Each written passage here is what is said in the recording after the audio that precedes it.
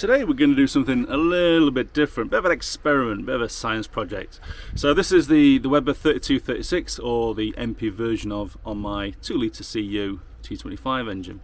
It's obviously centrally mounted on an aftermarket manifold, and I think it's a problem. So basically I've got an issue with misfiring and I think it's leaning out basically under load when the main circuit comes in. So it needs taking off, stripping down, checking out, making sure all the gaskets and the pumps are fine and all that stuff. But it takes time, and I need the van for next week. So we're going to do a little experiment. So this is going to come off like so. Oh, stuck. And in its place, we're going to try and fit a Solex PICT3 or a Solex PICT5.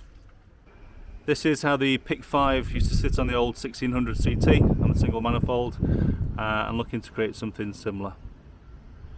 So the issue is the flange is obviously square, it's made for the Weber, so we're going to have to make some kind of adapter plate to go on there so I can fit the PICT3 or the PICT5 carb. I started making an adapter plate to go on here, but it doesn't really work. Basically the arms sit really low, certainly on the PICT3 they sit really low. On the PICT5 it's not so bad, but the studs also crash in the bottom of the float chamber, so it can't go on as it is here.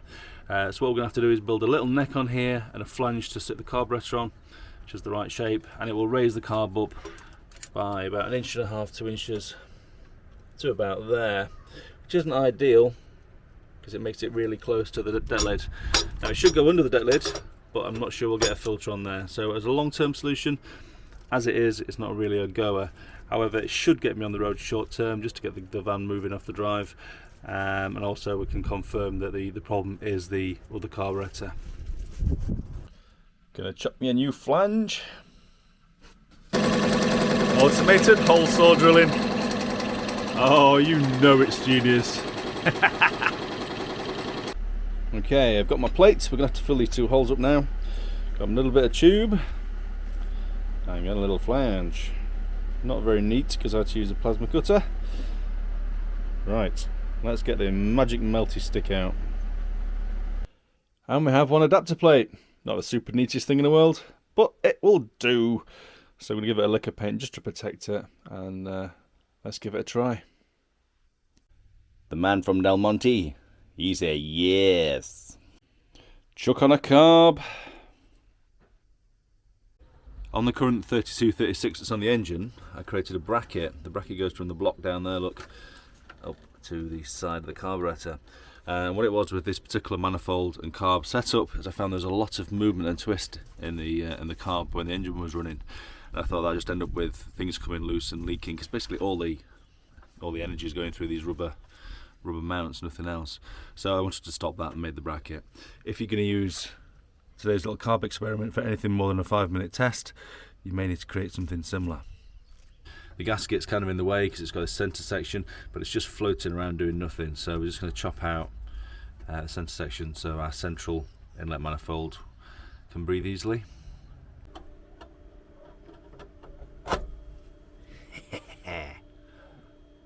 This is what I was talking about when I mentioned the carb moves. Look at that! That's ridiculous. So there's far too much movement there as far as I'm concerned to have that in an engine bay as it is with the engine moving around. So that's why I created the bracket. I'm not sure if the kit actually came with one originally, but if it didn't and your carb does that, I would suggest making something. It doesn't take long and it was easy to do. It would even fit on this solution, but this is temporary, so I'm not going to bother for now. First impressions, it's a little bit too high I think to get the deck lid on, but that's not a problem because it's only meant as a temporary solution to get my van moving should I need to. You could take about 1 inch out of here if you modify the studs and stuff, but I don't want to do that because I want to be able to put the other car back on as soon as it's up and running again. So as a temporary solution it's fine, but as a permanent I think it's a little bit on the high side, I say, without reducing this down further in a more permanent way.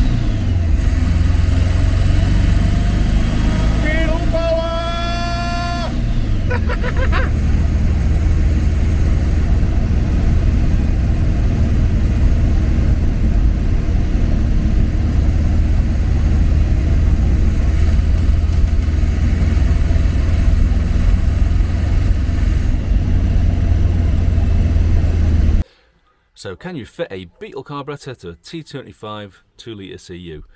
Yes, you can, and it works pretty well. I'm quite chuffed how well it did work, to be honest with you. Obviously, it's set up for 1600, so it's going to be running super lean, and you don't want to be running it very long or very far on a lean setup. It's going to cause damage. But as a temporary solution to get it around the corner or to the local garage or just onto the front drive, if you're stuck on the back drive, then yeah, it is definitely doable. In terms of height, this bar represents the deck lid, and you're going to have to lose a full inch to get that carburettor underneath the deck lid, and that's assuming it's been hollowed out and you've lost the insulation. On the flange, I could put short studs on here, we could drop this down. We could actually lose an inch there if we wanted to, by modifying the studs and stuff. So that's an option for sure, and we could modify the pipes here so they duck down, and you've got about 2-inch space under here, so there is an option for gaining at least 1.5 inches towards the block and 1 inch here. And if you wanted to, I guess you could do it, but I'm not doing it today, guys. If you were to fit the snorkel or inlet manifold, I'm not sure what you call it. I think this one's from the CT, the 1600. That's the lowest profile one I could find. In that case, you'd have to lose a full 2 inches, bare minimum, to get that under the deck lid. But it is doable. It is doable. Cheers, guys. Hope that helps. Take care. Bye bye.